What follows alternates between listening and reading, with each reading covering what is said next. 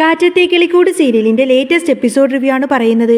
അങ്ങനെ ആകെ ടെൻഷൻ അടിച്ചുകൊണ്ട് സുധീഷിന്റെ വീട്ടിലെ വഴക്കെല്ലാം കേട്ടുകൊണ്ട് തന്നെ ആകെ ഭയന്ന് വിരിച്ചുകൊണ്ടായിരിക്കട്ടോ നിധി മുറിയിലേക്ക് കയറിയിട്ട് വാതിലടക്കുന്നത്. മുറിയിലാകെ ടെൻഷൻ അടിച്ചിരിക്കുന്ന നിധിയുടെ അടുത്തേക്ക് സുധീഷ് വരുന്നുണ്ട്. സുധീഷിനെ മുന്നിൽ കണ്ടപ്പോൾ തന്നെ നിധിക്ക് ഭയങ്കര സങ്കടമായി പോയി. നിധി പറഞ്ഞു, എന്തൊക്കെയാ സുധീഷേ ഇവിടെ ഈ നടക്കുന്നത്, എനിക്കൊന്നും മനസ്സിലാവുന്നില്ല. അന്നേരം സുധീഷ് പറഞ്ഞു, അത് പിന്നെ ചേട്ടനും എൻ്റെ അനിയന്മാരും ആകുമ്പോൾ ചില തർക്കങ്ങളും വഴക്കുമൊക്കെ പിണക്കങ്ങളുമൊക്കെ ഉണ്ടാവും, അറിയാലോ. ഇപ്പം ഇവിടെ നമ്മുടെ രണ്ടുപേരുടെയും വിവാഹം ഒന്നുകൂടെ നടത്താനായിട്ട് ഇവരെല്ലാവരും കൂടി പ്ലാൻ ചെയ്തിരിക്കുകയാണ്. അത് എന്നോടൊരു വാക്ക് പോലും ചോദിക്കാതെയാണ് ഇവർ ഈ സർപ്രൈസ് പ്ലാൻ ചെയ്തിരിക്കുന്നത്. പക്ഷേ എനിക്കത് സഹിക്കാൻ കഴിയില്ല. അതിൻ്റെ പേരിലാണ് അവരുമായിട്ട് എനിക്ക് വഴക്കിടേണ്ടി വന്നത്. നിനക്കറിയാലോ, നിന്നെ പോലെ തന്നെയാണ് ഞാനും. ആ സമയം നിധി പറഞ്ഞു, സുധീഷിന് നേരത്തെ തന്നെ പറയാൻ പാടില്ലായിരുന്നോ അവരോട്? ഞാൻ എങ്ങനെ പറയും? എനിക്കതിനുള്ള സമയം കിട്ടിയിട്ടുണ്ടോ നിധി? അവരുടെ എല്ലാവരുടെയും കൺമുന്നിൽ നമ്മൾ രണ്ടുപേരും ഭാര്യ ഭർത്താക്കന്മാരാണ്. ആ കാര്യം നീ മറക്കരുത്. വെറുതെ ഒരു താലി കെട്ടിയതാ എന്നുള്ള കാര്യമൊക്കെ വിളിച്ചു പറയാൻ പറ്റുന്ന കാര്യമാണോ? പെട്ടെന്ന് അങ്ങനെയാണെങ്കിൽ തന്നെ എന്തു ചെയ്യും? നിധി ചോദിക്കുന്നുണ്ട്. ഞാൻ ഇനിയും വീണ്ടും അവിടെ വന്ന് നിന്ന് തരണോ? കഴുത്ത് കുനിച്ചു തരണോ? ഒരിക്കലും നടക്കില്ല. കെട്ടിയ താലി അങ്ങനെ പറിച്ചെറിഞ്ഞിട്ട് പോകാമെന്ന് വിചാരിച്ച് വന്ന് ഇരിക്കുമ്പോഴാണ് ഇപ്പോഴേ വീണ്ടും സുധീഷ് ഇങ്ങോട്ടേക്ക് വന്നത്. ഇത് കേട്ടപ്പോൾ സുധീഷ് പറഞ്ഞു, എനിക്ക് എന്ത് ചെയ്യാൻ പറ്റും നിധി, പ്ലീസ്? അതെ, ഒരു കാര്യം ചെയ്യാം, ഞാൻ പറഞ്ഞാൽ പോരെ? ഞാൻ അവരോട് പോയി പറയാം. സുധീഷിൻ്റെ ചേട്ടൻ സുഭാഷിനോട് ഞാൻ കാര്യങ്ങളൊക്കെ സംസാരിക്കാമെന്ന് പറയാണ് നിധി. അപ്പോൾ അവർക്കത് മനസ്സിലാവും. അവരൊക്കെ നല്ല ആൾക്കാരാണ്. വന്ന ആൾക്കാരൊക്കെ അവർ പറഞ്ഞു വിട്ടോളും എന്നൊക്കെ നിധി പറയാണ്. അങ്ങനെ വന്ന ആൾക്കാരൊക്കെ അവർ പറഞ്ഞു വിട്ടോളും എന്നൊക്കെ പറയട്ടോ നിധി. എല്ലാവരും ഭയങ്കര സന്തോഷത്തിലാണ്. നാട്ടുകാരുടെ എല്ലാവരുടെയും മുന്നിൽ വെച്ച് ഞങ്ങൾ നാണം കെടും. നിനക്കറിയാലോ, ഈ കുടുംബത്തിൽ ഇങ്ങനെയൊന്നും സംഭവിച്ചിട്ടില്ല. ഒരു പെണ്ണുപോലും ഇങ്ങോട്ടേക്ക് വരില്ല എന്നൊക്കെ പറഞ്ഞ് കളിയാക്കുന്ന സമയത്താണ് ഇങ്ങനെയൊക്കെ. എനിക്ക് എന്ത് ചെയ്യണമെന്ന് പോലും അറിയില്ല. നിധി പറഞ്ഞു, സുധീഷിന് ഇനി മടിയാണെങ്കിൽ ഒരു കാര്യം ചെയ്യാൻ ഞാൻ ചെന്ന് പറഞ്ഞോളാം. ഒടുവിൽ സുധീഷ് പറഞ്ഞു, അതിൻ്റെ ഒന്നും ആവശ്യമില്ല നിധി, ഞാൻ തന്നെ ചെന്ന് പറഞ്ഞോളാം. നിധി മുറിയിൽ ടെൻഷൻ അടിക്കുന്ന സമയത്ത് അതിനേക്കാൾ വലിയ ടെൻഷൻ കൂടിയായിരുന്നു സുധീഷ് സുഭാഷിൻ്റെയും നികേഷിൻ്റെയും ഒക്കെ അടുത്തേക്ക് വന്നത്. എങ്ങനെ പറയും? കല്യാണത്തിൻ്റെ ഒരുക്കങ്ങളെല്ലാം നടത്തി. ആൾക്കാരൊക്കെ അങ്ങോട്ടേക്ക് വരാൻ തുടങ്ങി. റിസപ്ഷൻ സമയം ആയിക്കൊണ്ടിരിക്കുകയാണ്. പാചകത്തിൻ്റെ പരിപാടിയെല്ലാം പൂർത്തിയായി. പന്തലും എല്ലാം അലങ്കരിച്ച് എല്ലാം സെറ്റപ്പ് ചെയ്ത് വെച്ചിരിക്കുകയാണ്. ആ സമയത്ത് താൻ എങ്ങനെ ചേട്ടനോട് ചെന്നിട്ട് പറയും ഇത് വേണ്ട? താനും അവളും തമ്മിൽ വെറുതെ ഒരു കല്യാണമായിരുന്നു. അത് ശരിക്കുമുള്ള കല്യാണമല്ല. തൻ്റെ മനസ്സിൽ അവളോട് ഇഷ്ടമുണ്ട്. പക്ഷേ അത് അവൾക്ക് തന്നോട് തിരിച്ചില്ല. അങ്ങനെ ഒരു സാഹചര്യത്തിൽ താൻ അവളുടെ കഴുത്തിൽ താലി ചാർത്തിയതാണ്. അത് പറഞ്ഞുകൊണ്ടിരുന്നാൽ ചേട്ടൻ്റെ പ്രതികരണം എങ്ങനെയായിരിക്കും? അതൊക്കെ ഓർത്തപ്പോൾ സുധീഷിൻ്റെ കണ്ണ് നിറഞ്ഞു വന്നു. ഒടുവിൽ സുധീഷ് അങ്ങോട്ടേക്ക് ഇറങ്ങി ചെല്ലുമ്പോഴേക്കും നികേഷും സുഭാഷും ഒക്കെ സംസാരിച്ചിരിക്കുന്നതാണ് കണ്ടത്. സുധീഷിനെ കണ്ടപ്പോൾ തന്നെ അവർ ചോദിച്ചു, എന്താടാ, എന്തു പറ്റി? നീ അവളോട് സംസാരിച്ചോ? അവൾ ഓക്കെ ആണല്ലോ അല്ലേ? വേറെ പ്രശ്നമൊന്നുമില്ലല്ലോ? ആ സമയത്താണ് സുഭാഷിൻ്റെ അടുത്തേക്ക് വന്നിട്ട് ഒരാൾ പൈസ ചോദിച്ചത്. അതെ, ആ പാചകത്തിന് കുറച്ച് പൈസ വേണമെന്ന് പറഞ്ഞു. അങ്ങനെ പൈസ എടുത്ത് കൊടുക്കുകയാണ് സുഭാഷ്. അതും കൂടെ കണ്ടു കഴിഞ്ഞപ്പോൾ സുധീഷിനാകെ ടെൻഷനായി. സുഭാഷ് പറഞ്ഞു, നിന്റെ കാര്യങ്ങളൊക്കെ നല്ല ഭംഗിയായിട്ട് തന്നെ നടക്കണം. അതിനു വേണ്ടിയിട്ടാണ് ഈ കുറഞ്ഞ സമയം കൊണ്ട് ഞങ്ങൾ ഇതെല്ലാം തന്നെ ഓടിപ്പാഞ്ഞ് ചെയ്തു നടന്നത്. നിനക്ക് ഇഷ്ടപ്പെട്ടല്ലോ അല്ലേ ഇതൊക്കെ? അതും കൂടെ കേട്ട് സുധീഷിന് പിന്നെ എന്ത് പറയണമെന്നറിയില്ല. അല്ല, നിധി എവിടെ? അവൾ ഇപ്പം തന്നെ റെഡിയാവും. പെട്ടെന്ന് തന്നെ റെഡിയായിട്ട് വരാൻ പറ. ആൾക്കാരൊക്കെ വന്നു തുടങ്ങി, നീ കണ്ടില്ലേ? പിന്നെ നീ എന്താ ഇങ്ങനെ നിൽക്കുന്നത്? നികേഷ് ചോദിച്ചു.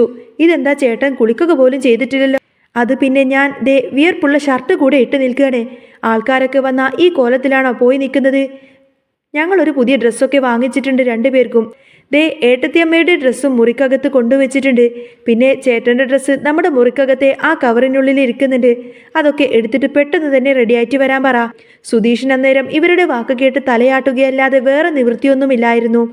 എന്തു പറയാനാണ് ഇവരോടൊക്കെ?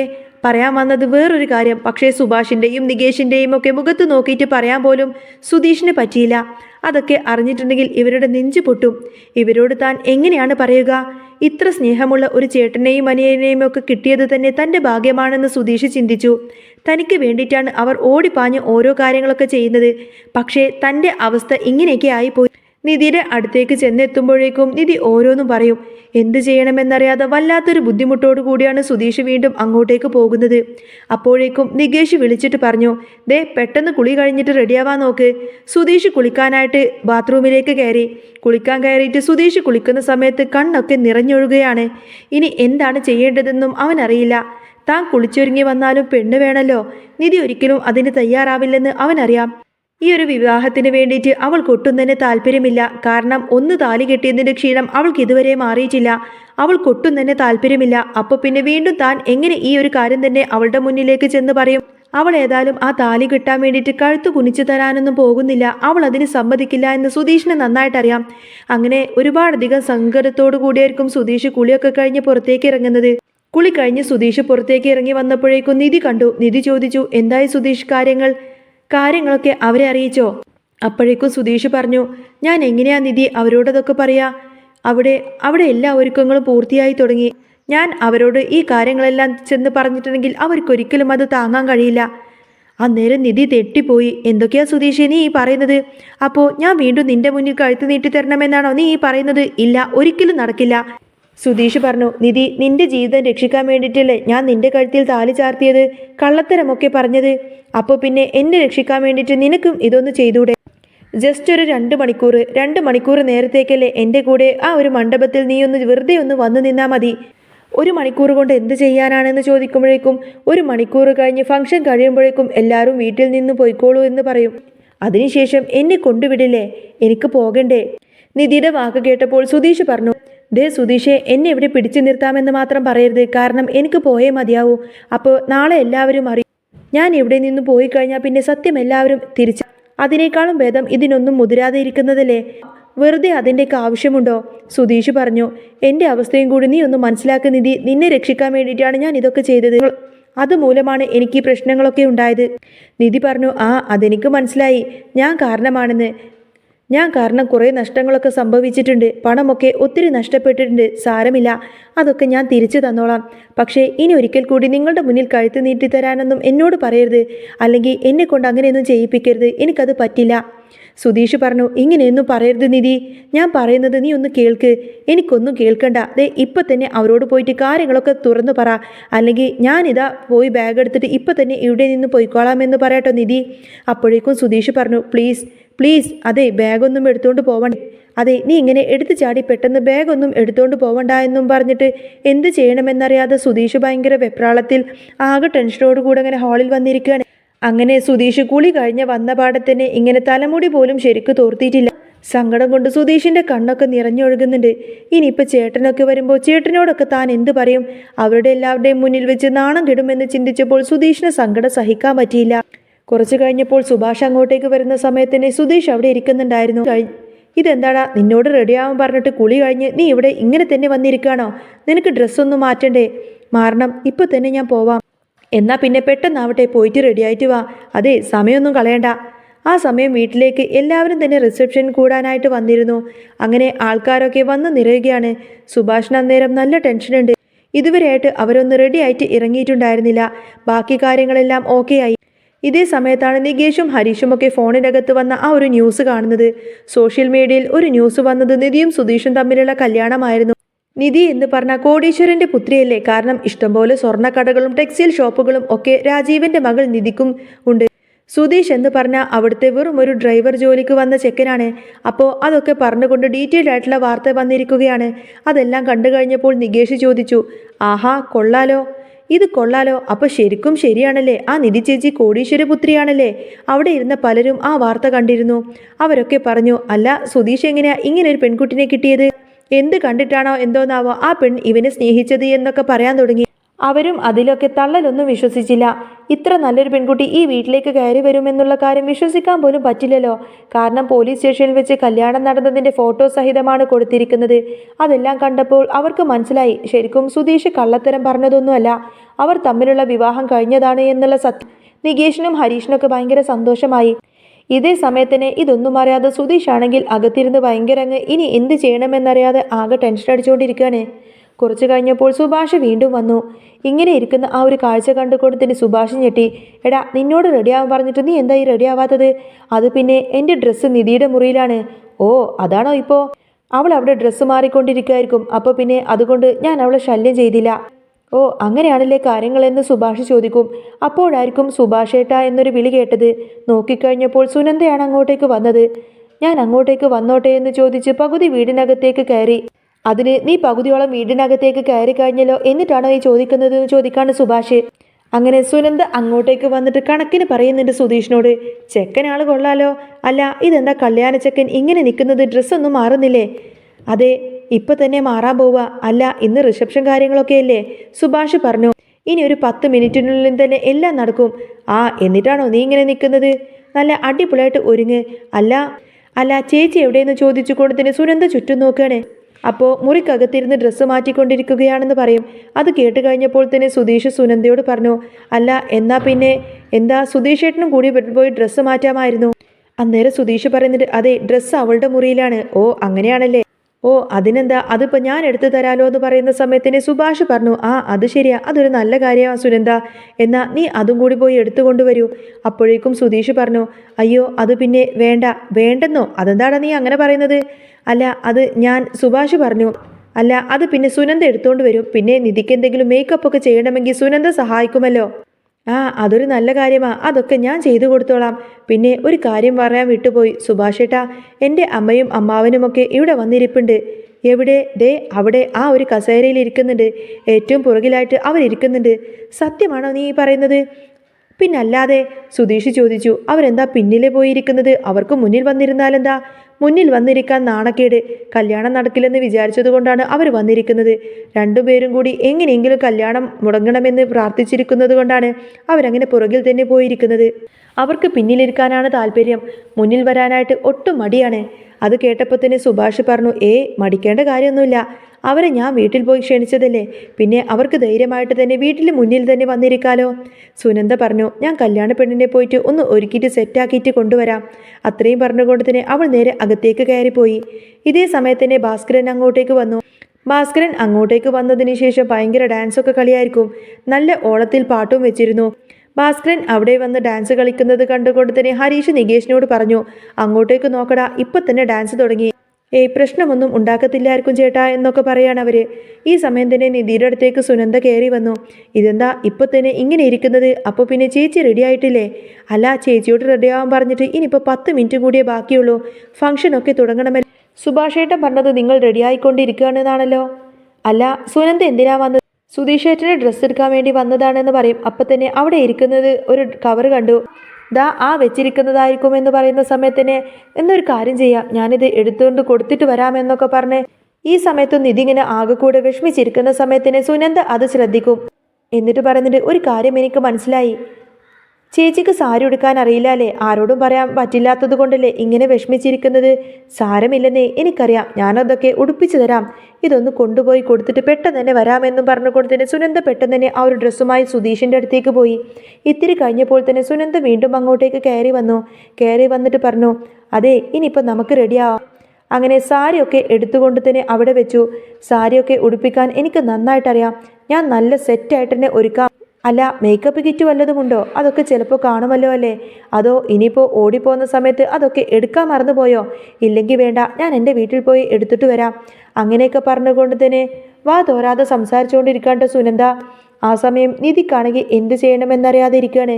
പിന്നീട് നിധിയോട് പറഞ്ഞു, ഞാനൊരു 5 മിനിറ്റ് കൊണ്ട് സാരി ഉടുപ്പിച്ചു തരാൻ ചേച്ചി, ഒന്നുകൊണ്ടും വിഷമിക്കേണ്ട കേട്ടോ. സാരി എടുക്കാൻ അറിയില്ല എന്നോർത്ത് പേടിച്ചിരിക്കേണ്ട കാര്യമൊന്നുമില്ല, ഇതിനൊക്കെ ഞാൻ നല്ല ഭയങ്കര എക്സ്പേർട്ടാണ്. അങ്ങനെയൊക്കെ പറഞ്ഞുകൊണ്ട് തന്നെ സാരിയും പ്ലീറ്റും കാര്യങ്ങളൊക്കെ എടുക്കാട്ടെ സുനന്ദ. ആ സമയം നിധിക്കാണെങ്കിൽ സങ്കടമാണോ ദേഷ്യമാണോ എന്താണ് ചെയ്യേണ്ടത് എന്ന് പോലും അറിയില്ല. അങ്ങനെ സംസാരിച്ചിരിക്കുന്ന സമയത്തിന് നിധി പെട്ടെന്ന് ചാടി എഴുന്നേറ്റ് സുനന്ദയോട് പറഞ്ഞു, അതെ ഈ മുറിക്കകത്ത് നിന്നൊന്ന് പുറത്തേക്ക് പോയി തരാമോ? എന്താ ചേച്ചി, എന്താ ഈ പറയുന്നത്? പുറത്തേക്ക് പോവാനോ? ആ പുറത്തേക്ക് പോവാനാ പറഞ്ഞത്. അതിന് ഞാനെന്തിനാ പുറത്തേക്ക് പോകുന്നത്? ഞാനൊന്നും ചേച്ചിയോട് പറഞ്ഞിട്ടില്ലല്ലോ തെറ്റായിട്ട്. അതിന് ഞാൻ എന്തെങ്കിലും പറഞ്ഞോ? പുറത്തു പോകാൻ പറഞ്ഞാൽ പുറത്തു പോകണം, നീ ഒന്ന് പുറത്തേക്ക് പോയാൽ മതി കേട്ടല്ലോ എന്നൊക്കെ പറഞ്ഞ് നിധി ദേഷ്യപ്പെടുന്ന സമയത്തിന് അത് കേട്ട് സുനന്ദക്ക് ആകപ്പാടെ വിഷമമായി. തന്നോട് എന്തിനാണ് നിധി ഇങ്ങനെയൊക്കെ ദേഷ്യപ്പെടുന്നത് എന്ന് പോലും സുനന്ദക്ക് മനസ്സിലായില്ല. സങ്കടത്തോടു കൂടെ തന്നെ സുനന്ദ നിധിയെ ഒന്ന് നോക്കി. അതിനുശേഷം പുറത്തേക്ക് ഇറങ്ങി വന്നു. കാരണം താൻ ഇനി എന്തെങ്കിലും തെറ്റായിട്ട് ചെയ്തിട്ടാണോ ഇങ്ങനെ നിധി പെരുമാറിയതെന്നും തനിക്കറിയില്ലല്ലോ. അങ്ങനെ ആ സമയത്ത് സുധീഷ് ഡ്രസ്സൊക്കെ ഇടുകയാണ്. സുഭാഷും കൂടെ ഉണ്ടായിരുന്നു. സുധീഷിന് ഭയങ്കര ടെൻഷനാണ്. ദൈവമേ, അപ്പുറത്ത് എന്തായിരിക്കും കാര്യങ്ങൾ, എങ്ങനെയായിരിക്കും എന്നൊന്നും അറിയില്ലല്ലോ. ആകെ കൂടെ ഒരു ടെൻഷൻ. അവളുടെ ഡ്രസ്സ് മാറിയിട്ടുണ്ടാവുമോ അതോ ഇനിയിപ്പോൾ മാറാതിരിക്കുകയായിരിക്കുമോ? അങ്ങനെയാണെങ്കിൽ താൻ ആകെ പെട്ടുപോവല്ലോ. തന്നെ ഇങ്ങനെ വിളിച്ചു വരുത്തിയവരുടെ മുന്നിൽ തൻ്റെ ചേട്ടനും അനുജന്മാരും അതുപോലെ അച്ഛനും എല്ലാവരും നാണം കെടും. അതൊക്കെ ഓർത്തു കഴിഞ്ഞപ്പോൾ സുധീഷ് ഒന്ന് പൊട്ടിക്കരയണമെന്ന് തോന്നി. പക്ഷേ സുഭാഷ് അരികിലുള്ളത് കൊണ്ട് തന്നെ ഒന്നും പറയാനും പറ്റുന്നില്ല. സുഭാഷ് ഇടയ്ക്കിടയ്ക്ക് ചോദിക്കുന്നുണ്ട് സുധീഷിനോട്, എടാ നിനക്ക് എന്ത് പറ്റിയടാ? നിന്റെ മുഖം എന്താ വല്ലാത്ത പോലെ ഇരിക്കുന്നത്? ഒരു സന്തോഷമൊന്നും നിന്റെ മുഖത്ത് കാണുന്നില്ലല്ലോ എന്ന് ചോദിക്കുന്ന സമയത്തിന് സുധീഷ് പറയുന്നുണ്ട്, ഏയ് ഒന്നുമില്ല ഏട്ടാ, എനിക്കൊരു പ്രശ്നമില്ല എന്നൊക്കെ പറഞ്ഞ് സുധീഷ് ഒഴിഞ്ഞു മാറാൻ ശ്രമിച്ചു. പക്ഷേ എങ്കിലും എത്ര സമയം ഇങ്ങനെ കള്ളത്തരം പറഞ്ഞ് മാറി നിൽക്കും? അവൻ അങ്ങനെ സംസാരിച്ചു കൊണ്ടിരിക്കുന്ന സമയത്താണ് സുനന്ദ കരഞ്ഞുകൊണ്ട് അങ്ങോട്ടേക്ക് ഇറങ്ങി വരുന്നത്. സുനന്ദയെ കണ്ട് സുഭാഷ് ചോദിച്ചു, എന്തു പറ്റി? അതെ, എന്നോട് പുറത്തേക്ക് ഇറങ്ങി പോകാൻ പറഞ്ഞു ചേച്ചി. എന്തിനാന്നൊന്നും എനിക്കറിയില്ല. ആ ചേച്ചി ഇപ്പോഴും അവിടെ ഇരിക്കുകയാണ്, ഡ്രസ്സൊന്നും മാറ്റിയിട്ട് കൂടിയില്ല. അപ്പോഴേക്കും സുഭാഷ് സുധീഷിനോട് ചോദിച്ചു, എടാ എന്താടാ ഇതൊക്കെ? എടാ എന്തെങ്കിലും പ്രശ്നമുണ്ടോ? നിങ്ങൾ തമ്മിൽ എന്തെങ്കിലും പ്രശ്നമുണ്ടോ? ഉണ്ടെങ്കിൽ എന്നോട് തുറന്നു പറയോ? ഏയ് ഇല്ല ഏട്ടാ, ഞങ്ങൾ തമ്മിൽ അങ്ങനെ പ്രശ്നമൊന്നുമില്ല. പിന്നെ എന്തുകൊണ്ടാണ് അവൾ ഡ്രസ്സ് പോലും മാറ്റാതെ മുറിയിലിരിക്കുന്നത്? ആ സമയത്ത് സുനന്ദ പറഞ്ഞു, ചേച്ചിക്ക് ഈ കല്യാണ റിസപ്ഷൻ ഇഷ്ടപ്പെട്ടില്ല എന്ന് തോന്നുന്നു. അതുകൊണ്ടാ തോന്നുന്നു മുറിയിൽ ആരോടും മിണ്ടാതെ ഇങ്ങനെ ഒറ്റയ്ക്കിരിക്കുന്നത്. അല്ലെങ്കിൽ ആ സാരിയൊക്കെ ഒന്ന് ഉടുക്കേണ്ടേ? ഇതിപ്പോൾ സാരി പോലും ഉടുത്തിട്ടില്ല. എനിക്ക് ആകെപ്പാടെ ടെൻഷനാവുന്നുണ്ട്. ഇത് കേട്ടപ്പോൾ സുധീഷ് സുഭാഷിനോട് ചോദിച്ചു, എടാ റിസപ്ഷനും കാര്യങ്ങളും ഒക്കെ നടക്കില്ലേ? ഇനി എങ്ങാനും മുടക്കം വല്ലതും വരുമോ? ഇല്ലേട്ടാ, മുടക്കമൊന്നും വരുത്തില്ല. ഒരു കാര്യം ചെയ്യാം, ഞാൻ അവളോട് പോയി സംസാരിക്കാമെന്നൊക്കെ പറഞ്ഞ് സുധീഷ് നേരെ നിധിയുടെ അടുത്തേക്ക് ചെല്ലാണ്. ആ സമയത്ത് നിധിയാണെങ്കിൽ മുറിയിൽ ആകപ്പാടെ കലിപ്പിലായിരിക്കും. സുധീഷിനെ കണ്ടപ്പോൾ തന്നെ നിധി അങ്ങോട്ടേക്ക് പാഞ്ഞു വന്നു. എന്നിട്ട് ചോദിക്കുന്നുണ്ട്, നിങ്ങളുടെ വിചാരം എന്താ? എന്നെ കല്യാണം കഴിച്ച് അങ്ങ് സുഖമായിട്ട് ജീവിക്കാമെന്നാണോ? ഒരു കാര്യം ഞാനങ്ങ് പറഞ്ഞേക്കാം. ഞാൻ പറഞ്ഞതാണ്, ഈ ബന്ധത്തിന് എനിക്ക് ഒട്ടും തന്നെ താല്പര്യമില്ലെന്ന്. വീണ്ടും വീണ്ടും എന്നെ ഇങ്ങനെ നിർബന്ധിച്ചുകൊണ്ടിരിക്കരുത്. ഓ, നിങ്ങളിങ്ങനെ കോട്ടും സൂട്ടും ഒക്കെ ഇട്ടിട്ട് സുന്ദരനായിട്ട് ഇറങ്ങിയതല്ലേ, അപ്പോൾ പിന്നെ ഞാനും കൂടി സാരി ഉടുക്കണമായിരിക്കും. അത് ഈ ജന്മത്തിൽ നടക്കാൻ പോകുന്നില്ല. ഞാൻ പറഞ്ഞല്ലോ എനിക്ക് വിവാഹം വേണ്ടെന്ന്. പിന്നെ എന്തിനാ നിങ്ങൾ എന്നെ ഇങ്ങനെ നിർബന്ധിച്ചു കൊണ്ടിരിക്കുന്നത്? സുധീഷ് പറഞ്ഞു, നിധി, 1 മണിക്കൂറുള്ള കാര്യമല്ലേ ഉള്ളൂ. അതിനുശേഷം നീ നിന്റെ വഴിക്ക് പോയിക്കോ. എനിക്കൊരു പ്രശ്നമില്ല. ദേ, എന്നെക്കൊണ്ട് വീണ്ടും നിങ്ങളിങ്ങനെ ഓരോന്നും പറയിപ്പിക്കരുത്. ഒരു കാര്യം ഞാൻ ചെയ്യാം, അവരോട് ഞാൻ പറയാം നമ്മൾ തമ്മിലുള്ള കല്യാണം എങ്ങനെയായിരുന്നു നടന്നത് എന്ന്. എനിക്ക് നിങ്ങളെ ഇഷ്ടമല്ല എന്ന കാര്യങ്ങളൊക്കെ ഞാൻ തന്നെ എല്ലാവരോടായിട്ട് തുറന്നു പറയാമെന്നൊക്കെ പറയാണ് നിധി. എല്ലാവരും അറിയട്ടെ നമ്മൾ തമ്മിലുള്ള കല്യാണം നടന്നതിൻ്റെ കാരണങ്ങളൊക്കെ. അറിഞ്ഞു കഴിഞ്ഞു കഴിഞ്ഞാൽ എല്ലാവരും ഉറപ്പായിട്ടും ചേട്ടന്മാരെല്ലാവരും നമ്മളോടൊപ്പം നിൽക്കും. ആ സമയത്താണ് ഇവരുടെ സംസാരമെല്ലാം കേട്ടുകൊണ്ട് തന്നെ സുഭാഷ് അങ്ങോട്ടേക്ക് വരുന്നത്. സുഭാഷ് കുറച്ച് കാര്യങ്ങളൊക്കെ നിധിയുടെ വായിൽ നിന്നും കേട്ടു. പെട്ടെന്ന് സുഭാഷ് വാതിൽ തുറന്നു വരുമ്പോഴേക്കും സുധീഷും നിധിയും ഒരു നിമിഷം ഒന്ന് ഞെട്ടിപ്പോയി. സത്യമെല്ലാം സുഭാഷ് മനസ്സിലാക്കിയല്ലോ. ഇനി താൻ എന്ത് ചെയ്യണമെന്നറിയാതങ്ങനെ ഞെട്ടലോടെ നോക്കി നിൽക്കുമായിരിക്കട്ടെ രണ്ടുപേരും. അങ്ങനെ ഇവരുടെ സംസാരം കേട്ട് വാതിൽക്കൽ സ്തംഭിച്ചു നിൽക്കുന്ന സുഭാഷിനെ കണ്ടപ്പോൾ സുധീഷിൻ്റെയും നിധിയുടെയും ഉള്ളൊന്ന് പിടഞ്ഞു. നിധി പറഞ്ഞ അവസാന വാക്കുകൾ സുഭാഷിൻ്റെ കാതുകളിൽ ഇടുത്തി പോലെയാണ് പതിച്ചത്.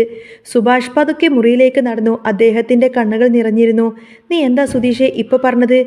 ഈ കല്യാണം വെറും ഒരു അഭിനയമായിരുന്നോന്നോ? നിനക്ക് ഇവളോട് ഇഷ്ടമായിരുന്നില്ലേ? അതോ ഇവൾക്ക് നിന്നെ താല്പര്യമുണ്ടായിരുന്നില്ലേ? സുഭാഷിൻ്റെ ശബ്ദം വിറക്കുന്നുണ്ടായിരുന്നു. ഒന്നും മിണ്ടാതെ സുധീഷ് തല താഴ്ത്തി. നിധി ദേഷ്യത്തോടെ സുഭാഷേട്ടനെ നോക്കി പറഞ്ഞു, അതെ സുഭാഷേട്ട, നിങ്ങളുടെ അനിയൻ എന്നെ ചതിച്ചതാണ്. എൻ്റെ സാഹചര്യം മുതലെടുത്ത് പോലീസ് സ്റ്റേഷനിൽ വെച്ച് നിർബന്ധപൂർവ്വം തന്നെ എന്നെ താലികെട്ടുകയായിരുന്നു. എനിക്ക് ഈ ബന്ധം വേണ്ട, എനിക്ക് ഇവിടെ നിന്ന് മോചനം വേണമെന്നൊക്കെ പറഞ്ഞ് നിധി കരയാൻ തുടങ്ങി. സുഭാഷ് നിധിയെ നോക്കി കൈകൂപ്പി, മോളെ, ഞങ്ങളൊന്നും അറിഞ്ഞിരുന്നില്ല. സുധീഷ് പറഞ്ഞത് നിങ്ങൾ പ്രണയിച്ച് വിവാഹം കഴിച്ചതാണെന്നാണ്. എൻ്റെ അനിയൻ ഇങ്ങനൊരു കടുങ്കൈ ചെയ്യുമെന്ന് ഞാൻ ഒരിക്കലും കരുതിയിരുന്നില്ല. തുടർന്ന് സുഭാഷ് സുധീഷിൻ്റെ നേരെ തിരിഞ്ഞു. തൻ്റെ പ്രിയപ്പെട്ട അനിയൻ ഇത്രയും തന്നെ വലിയൊരു ചതിയിൽ പെടുത്തിയല്ലോ എന്നോർത്തപ്പോൾ അദ്ദേഹത്തിന് സഹിക്കാനായില്ല. എടാ, നിനക്ക് വേണ്ടിയടാ ഞങ്ങൾ ഈ പന്തലൊക്കെ ഒരുക്കിയത്. നിന്റെ സന്തോഷത്തിന് വേണ്ടിയിട്ടായിരുന്നു. പക്ഷേ നീ ഒരു പെൺകുട്ടിയുടെ ജീവിതം വെച്ചാണല്ലോടാ കളിച്ചത്. സുഭാഷ് സുധീഷിനെ ആഞ്ഞൊരൊറ്റടി അങ്ങ് കൊടുത്തു. ബഹളം കേട്ട് നികേഷും ഹരീഷും അങ്ങോട്ടേക്ക് ഓടി വന്നു. കാര്യങ്ങൾ അറിഞ്ഞപ്പോൾ എല്ലാവരും ആകെ തകർന്നു പോയി. പുറത്ത് അതിഥികളെല്ലാം തന്നെ ഇവർ രണ്ടുപേരുടെയും വരവിനായി കാത്തിരുന്നു. പാചകക്കാരും നാട്ടുകാരും എല്ലാവരും സജീവമാണ്. ഈ അവസ്ഥയിൽ കല്യാണം മുടങ്ങിയ കുടുംബത്തിനുണ്ടാവാവുന്ന നാടകക്കേടിനെ കുറിച്ച് സുഭാഷ് ആകുലതപ്പെട്ടു. പക്ഷേ എന്ത് സംഭവിച്ചാലും നിധി തൻ്റെ നിലപാടിൽ തന്നെ ഉറച്ചു നിന്നു. എനിക്കാരുടെയും സഹതാപം വേണ്ട, എനിക്ക് എൻ്റെ വീട്ടിലേക്ക് തന്നെ തിരിച്ചു പോകണം. അവൾ തൻ്റെ ബാഗും എടുത്ത് മുറിയിലേക്ക് പുറത്തേക്ക് ഇറങ്ങാൻ തുടങ്ങി. എന്നാൽ പുറത്തെത്തിയപ്പോൾ അവൾ കണ്ടത് സുഭാഷിൻ്റെ അച്ഛൻ ഭാസ്കരൻ ഹൃദയവേദനയോടെ തന്നെ തളർന്നിരിക്കുന്നതാണ്. ആ വൃദ്ധൻ്റെ കണ്ണുകളിലെ സങ്കടം കണ്ടപ്പോൾ നിധിയുടെ മനസ്സൊന്ന് പാളി. താൻ കാരണം ഒരു കുടുംബം മുഴുവൻ ആത്മഹത്യയുടെ വക്കിലാകുമെന്ന് നിധി ഭയന്നു. നാട്ടുകാർ പരിഹസിക്കുമെന്നും സുഭാഷേട്ടൻ്റെയും മറ്റുള്ളവരുടെയും അന്തസ്സില്ലാതാകുമെന്നും അവൾ തിരിച്ചറിഞ്ഞു. ആ നിമിഷം തന്നെ നിധി ഒരു കഠിനമായ തീരുമാനമെടുത്തു. അവൾ സുഭാഷിൻ്റെ അടുത്തെത്തി പറഞ്ഞു, സുഭാഷേട്ടാ, ഇപ്പോൾ ഈ റിസപ്ഷൻ ഏതായാലും നടക്കട്ടെ. നാട്ടുകാരുടെ മുന്നിൽ വെച്ച് നിങ്ങൾ ഒരിക്കലും തല താഴ്ത്തരുത്. പക്ഷേ ഇത് കഴിയുന്ന നിമിഷം തന്നെ ഞാൻ ഈ വീട് വിട്ടിറങ്ങി പോകും. അതിന് നിങ്ങൾ എനിക്ക് അനുവാദം തരണം. സുധീഷ് നിധിയെ അത്ഭുതത്തോടെ നോക്കി. അവളുടെ മഹാമാനസ്കത അവനെ ശരിക്കും ഞെട്ടിച്ചു കളഞ്ഞു. കണ്ണീരോട് കൂടുതൽ സുധീഷ് മനസ്സിനോട് പറഞ്ഞു, നിധി, നിന്റെ ഈ സ്നേഹത്തിനു മുന്നിൽ ഞാൻ തോറ്റുപോയിരിക്കുന്നു. എന്നെങ്കിലും ഒരിക്കൽ നീ എന്നെ സ്നേഹിക്കുമെന്ന് ഞാൻ വിശ്വസിക്കുന്നു എന്നിങ്ങനെ സുധീഷ് മനസ്സിൽ പറയാണ്. നിധിയുടെ മനസ്സ് മാറിയതുകൊണ്ട് തന്നെ സുഭാഷ് നിധിക്ക് മുന്നിൽ കൈകൂപ്പി നിന്നു. മോളെ നിധി, എൻ്റെ അനിയൻ ചെയ്തത് വലിയ തെറ്റാണ്. പക്ഷേ നീ ഇപ്പോൾ പടിയിറങ്ങിപ്പോയാൽ അതൊരിക്കലും എൻ്റെ അച്ഛന് താങ്ങില്ല. അങ്ങനെ സുഭാഷിൻ്റെ കണ്ണീരും ആ കുടുംബത്തിൻ്റെ നിസ്സഹായതയും കണ്ടപ്പോൾ നിധിയുടെ കഠിന മനസ്സ് അലിഞ്ഞു. അവൾ സുധീഷിനെ പുച്ഛത്തോടെ ഒന്ന് നോക്കി സാരി നേരെയാക്കി. സുഭാഷ് ഏട്ടന് വേണ്ടി മാത്രം ഞാൻ ഇതിന് സമ്മതിക്കാം. പക്ഷേ ഒരു കാര്യം, ചടങ്ങ് കഴിഞ്ഞാൽ പിന്നെ സുധീഷ് എന്നൊരാൾ ഒരിക്കലും എൻ്റെ ജീവിതത്തിൽ ഉണ്ടാവില്ല. കണ്ണുനീർ തുടച്ചുകൊണ്ട് തന്നെ നിധി സുനന്ദയുടെ സഹായത്തോടെ സാരി എടുത്ത് റെഡിയായി. പുറത്ത് ചെണ്ടമേളങ്ങളും ആർപ്പുവിളികളും ഉയർന്നു. സുധീഷ് കുറ്റബോധത്തോടെ നിധിയെ നോക്കിയെങ്കിലും അവളുടെ മുഖം തരിച്ചു. നാട്ടുകാരുടെ മുന്നിൽ ചിരിച്ചുകൊണ്ട് തന്നെ അവർ മണ്ഡപത്തിലേക്ക് കടന്നു വന്നു. ആ ചിരിക്ക് പിന്നിൽ വലിയൊരു കൊടുങ്കാറ്റ് ഒളിഞ്ഞിരിക്കുന്നുണ്ട് എന്ന കാര്യം ആദ്യം തന്നെ അറിഞ്ഞിരുന്നില്ല. അങ്ങനെ സുധീഷിൻ്റെ വീട്ടുകാരെല്ലാവരും പ്ലാൻ ചെയ്തതുപോലെ തന്നെ ആ ഒരു റിസപ്ഷൻ വളരെയധികം ഗംഭീരമായി ആഡംബരമായി തന്നെ അവസാനിക്കുന്നുണ്ട്. പക്ഷേ അത് കഴിഞ്ഞിട്ട് ഇനി വരാൻ പോകുന്നത് വമ്പൻ ട്വിസ്റ്റ് നിറഞ്ഞ എപ്പിസോഡുകൾ തന്നെയാണ് കേട്ടോ. ഇതിൻ്റെ നെക്സ്റ്റ് എപ്പിസോഡ് ഞാനിതാ ഇന്ന് തന്നെ അപ്ലോഡ് ചെയ്യുന്നതായിരിക്കും. വീഡിയോ ഇഷ്ടമാവുകയാണെങ്കിൽ ലൈക്ക് ചെയ്യാനും ഷെയർ ചെയ്യാനും കമൻറ്റ് ചെയ്യാനും മറക്കല്ലേ കേട്ടോ. പിന്നെ ചാനൽ ഇഷ്ടമാണെങ്കിൽ ഒന്ന് സബ്സ്ക്രൈബ് ചെയ്യണേ. നെക്സ്റ്റ് വീഡിയോ ആയിട്ട് വരാം. ബൈ.